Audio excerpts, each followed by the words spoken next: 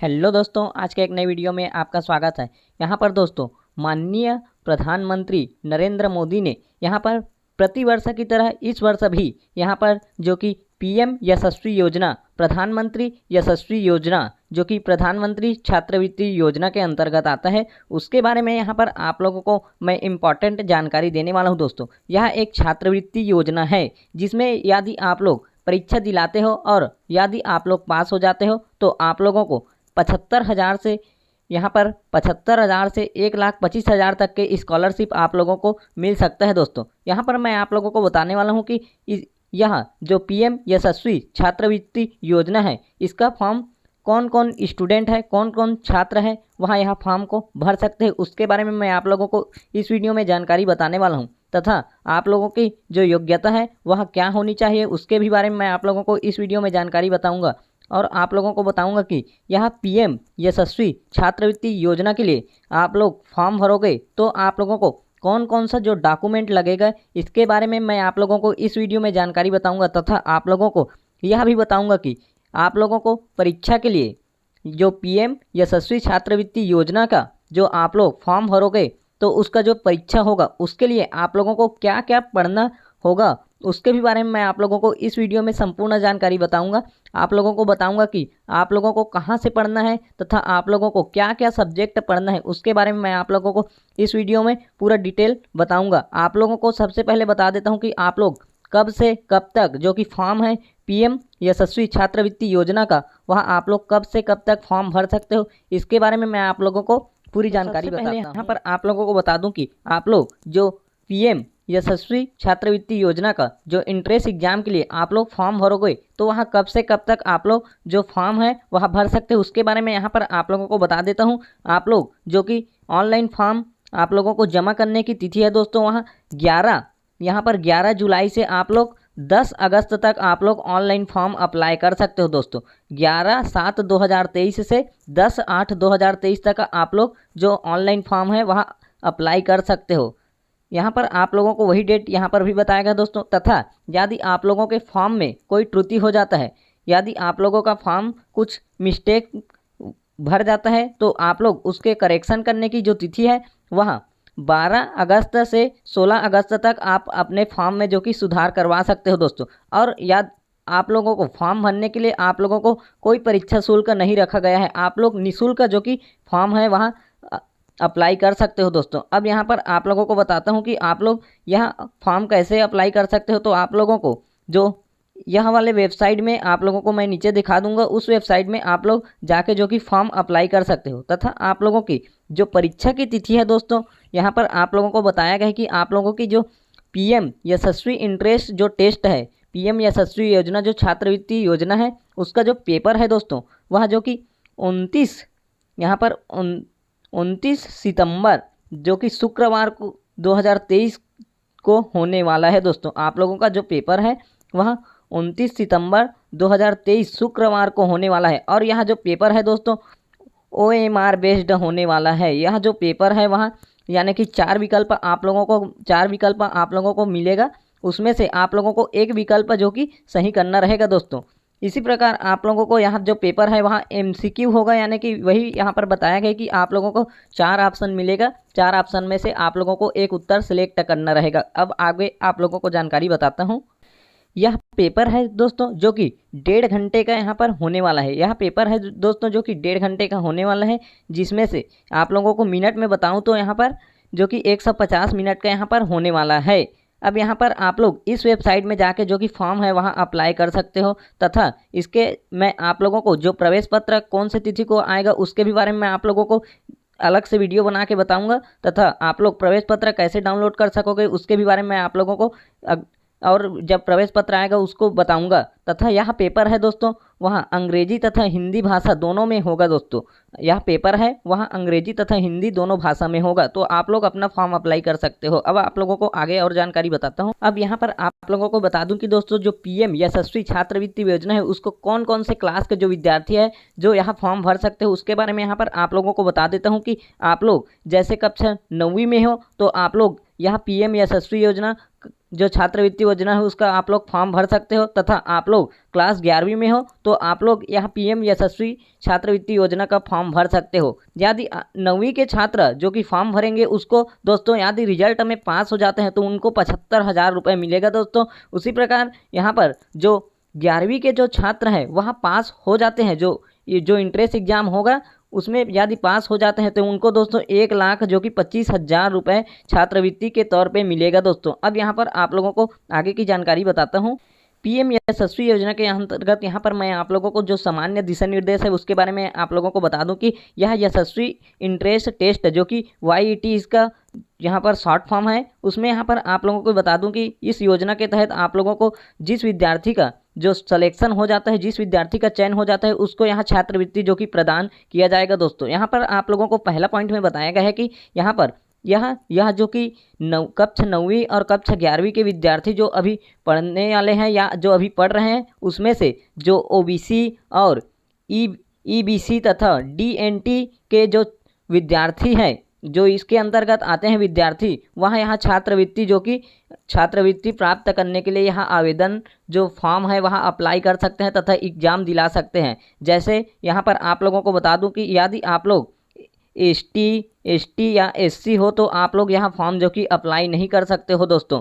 यह फॉर्म केवल OBC, EBC और DNT के विद्यार्थी जो कि फॉर्म अप्लाई कर सकते हैं। और क्लास आप लोगों को पहले ही बता चुका हूं कि कक्षा 9वीं और कक्षा 11वीं के विद्यार्थी ही इस फॉर्म को जो कि अप्लाई कर सकते हैं, तथा इसके जो यहाँ पर चयन प्रक्रिया है उसके बारे में आप लोगों को आगे जानकारी बताता हूँ। यह छात्रवृत्ति दोस्तों आप लोगों को जो आप लोग इंट्रेंस एग्जाम दिलाओगे उसमें आप लोगों को चयन होना पड़ेगा, तथा उसके बाद आप लोगों का जो मेरिट जारी होगा और आप लोगों का जो डॉक्यूमेंट है, जो मूल दस्तावेज है उसका वेरिफिकेशन होने के बाद यहाँ पर आप लोगों का जो छात्रवृत्ति है वहाँ प्रदान किया जाएगा। आप लोगों को जो एग्ज़ाम है वहाँ दिलाना पड़ेगा दोस्तों। आप लोगों का एग्ज़ाम है वहाँ 29 सितंबर को आप लोगों का एग्ज़ाम है वहाँ होने वाला है दोस्तों। उसके बारे में मैं आप लोगों को आगे भी बता चुका हूँ और यहाँ पर आप लोगों को अब आगे की जानकारी बताता हूँ। तो यहाँ पर आप लोगों को बता दूं कि जो पीएम यशस्वी छात्रवृत्ति योजना है वहाँ जो कि पेपर है वहाँ आप लोगों का जो कि OMR बेस्ड है, यानी कि आप लोगों का जो पेपर है वहाँ ऑफलाइन होने वाला है। आप लोगों को 4 ऑप्शन मिलेगा जिसमें से आप लोगों को एक ऑप्शन जो कि सही करना है दोस्तों। अब यहाँ पेपर है उसका सिलेबस क्या है उसके बारे में आप लोगों को बता दूं कि आप लोगों को जो क्या क्या पढ़ना है इस पेपर के लिए उसके बारे में यहाँ पर आप लोगों को बता दूं कि कौन से सब्जेक्ट से कितना मार्क्स का नंबर आएगा उसके बारे में यहाँ पर आप लोगों को बता दूं, तथा एक विकल्प है वहाँ कितने नंबर का रहेगा उसके बारे में यहाँ पर आप लोगों को बता देता हूँ। यह पेपर है दोस्तों जो कि वस्तुनिष्ठ यानी बहुविकल्पीय जो कि प्रश्न मिलेगा आप लोगों को, तथा यहाँ पर आप लोगों को बता दूं कि A सेक्शन में आप लोगों को जो गणित का प्रश्न है वह कुल 30 प्रश्न आएगा, उसमें से सभी प्रश्न में एक एक अंक निर्धारित होगा दोस्तों। तथा यहाँ जो गणित का प्रश्न है वह 30 आएगा और सभी प्रश्न में एक एक अंक निर्धारित रहेगा। तो आप लोगों का जो गणित का क्वेश्चन है वह 30 नंबर का आएगा। अब उसी प्रकार यहाँ पर B सेक्शन में देखते हैं जिसमें से विज्ञान का सेक्शन है, तथा विज्ञान में आप लोगों का 25 अंक का क्वेश्चन आएगा जो कि एक एक अंक निर्धारित रहेगा सभी 25 क्वेश्चन में, तथा 25 अंक का कुल क्वेश्चन रहेगा। अब यहाँ पर आप लोगों को तीसरा सेक्शन C में देखते हैं जिसमें से आप लोगों का सामाजिक विज्ञान का क्वेश्चन रहेगा, तथा सामाजिक विज्ञान से आप लोगों को जो कि 25 नंबर के क्वेश्चन आएंगे, एक एक नंबर के 25 क्वेश्चन आएंगे।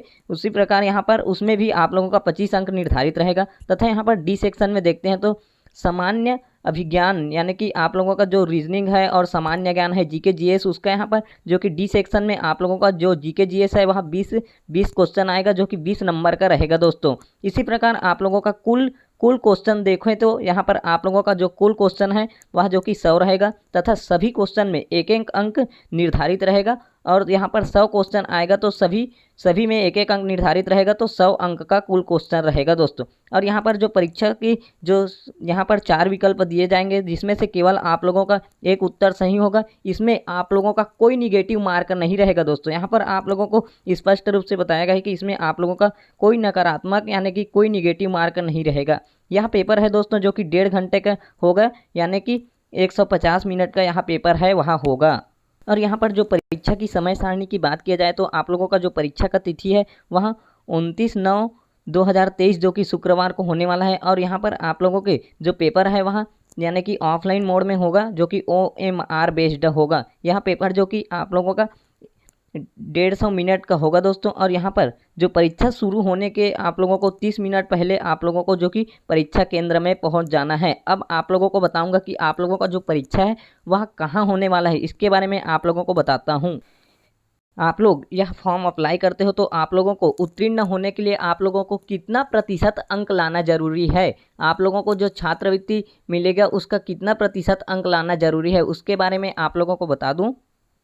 तो दोस्तों आप लोगों का जो पेपर है वह 100 मार्क्स का होगा। तो 100 मार्क्स में से आप लोगों को 35% अंक लाना जरूरी है, तभी आप लोगों को जो परीक्षा में उत्तीर्ण घोषित किया जाएगा। आप लोगों को न्यूनतम 35% अंक लाना जरूरी है दोस्तों। और यह जो पेपर है वह जो कि हिंदी तथा अंग्रेजी दोनों भाषा में यह पेपर जो कि होगा दोस्तों। अब आप लोगों को बता दूं कि आप लोगों का जो परीक्षा में जो क्वेश्चन पूछेगा वह आप लोगों को कहाँ से पूछेगा, इसके बारे में आप लोगों को बता दूं कि आप लोग जैसे परीक्षा में आप लोगों ने जैसे पिछले क्लास में जैसे कि कक्षा 9वीं में प्रवेश लिए है, तो आप लोगों ने कक्षा 8वीं में जो एनसीईआरटी का जो बुक पढ़ा है तथा कक्षा 9वीं में आप लोगों ने जो एनसीईआरटी का बुक पढ़ रहे हैं उससे आप लोगों को जो क्वेश्चन पूछेगा दोस्तों। यदि आप लोग 9वीं से फॉर्म भर रहे हो तो आप लोगों को जो पहली से 8वीं तक यानी कि पहली से आप लोग 9वीं तक जो एनसीईआरटी का बुक पढ़े हो वहीं से आप लोगों का क्वेश्चन पूछेगा। उसी प्रकार जो 11वीं के स्टूडेंट हैं यदि वह फॉर्म भर रहे हैं तो उनको दोस्तों जो कक्षा पहली से कक्षा 11वीं तक उसने जो एनसीईआरटी का जो बुक पढ़ा है वहीं से आप लोगों को क्वेश्चन पूछे जाएगा। अब आप लोगों को ये डाउट हो रहा होगा कि आप लोगों का जो परीक्षा केंद्र है आप लोग कहाँ परीक्षा दिलाने जाओगे। तो आप लोगों को बता दूं कि दोस्तों यहाँ पर आप लोगों का जो परीक्षा है वहाँ अपने ही शहर में अपने ही ज़िले में आप लोगों को जो परीक्षा केंद्र है वहाँ मिलेगा दोस्तों। आप लोगों का जो पेपर है वहाँ अपने ही ज़िले में आप लोगों का जो पेपर है वहाँ होगा। जैसे कि आप लोग राजनांदगांव ज़िले से हो तो आप लोगों का पेपर है वहाँ केवल राजनांदगांव ही ज़िले में आप लोगों का जो सेंटर है वहाँ दिया जाएगा। अब यहाँ फॉर्म भरने के लिए आप लोगों को क्या आवश्यक जो कि पात्रता है उसके बारे में यहाँ पर आप लोगों को बता दूं कि परीक्षा में बैठने के लिए आप लोगों को क्या क्या आवश्यकता है, यहाँ पर पात्रता जो कि जारी किया गया है उसके बारे में आप लोगों को बता दूं कि यहाँ पर आप लोग जो कि भारतीय नागरिक होने चाहिए तथा आप लोगों को ओबीसी, ईबीसी और डीएनटी श्रेणी से संबंधित होना चाहिए। यहाँ पर एसटी, एससी और एसटी का यहाँ पर जो फॉर्म है वहाँ जो छात्र है वहाँ फॉर्म नहीं भर सकते हैं दोस्तों। एसटी और एससी का जो विद्यार्थी है वो यहाँ फॉर्म नहीं भर सकते हैं। केवल जो कि ओबीसी और ईबीसी तथा डीएनटी के जो श्रेणी के विद्यार्थी आते हैं वही केवल यहाँ फॉर्म जो कि अप्लाई कर सकते हैं। और यहाँ देखा जाए तो दोस्तों और यहाँ पर बताया गया है कि आप लोग 2022 और 2023 से आप लोग जो कि 2022 और 23 में जो विद्यार्थी 8वीं उत्तीर्ण तथा 10वीं उत्तीर्ण किए हैं वही विद्यार्थी जो कि यहाँ पर फॉर्म अप्लाई कर सकते हैं। तथा यहाँ पर आप लोगों को बताया गया है कि आप लोगों का जो माता पिता का आय है वह जो कि दोस्तों यहाँ पर 2.5 लाख से कम होना चाहिए। आप लोगों का जो माता पिता का आय है वह 2.5 लाख से अधिक नहीं होना चाहिए, तभी विद्यार्थी आप लोग जो कि यहाँ फॉर्म अप्लाई कर सकते हैं। तथा यहाँ फॉर्म अप्लाई करने के लिए यहाँ पर कुछ जो कि एज में यहाँ पर बताया गया है कि कक्षा 9वीं का विद्यार्थी जो कि जिसका डेट ऑफ बर्थ 1/4/2007 से 31/3/2011 के मध्य होना चाहिए, तभी यहाँ पर फॉर्म अप्लाई कर सकते हैं। उसी प्रकार यहाँ पर कक्षा 11वीं के लिए जो कि यहाँ पर कुछ डेट में यहाँ पर बताया गया है कि कक्षा 11वीं के विद्यार्थी जिसका डेट ऑफ बर्थ 1/4/2005 से 31/3/2009 के मध्य होना चाहिए, तभी वह यहाँ फॉर्म अप्लाई कर सकते हैं। इसके लिए दोस्तों यहाँ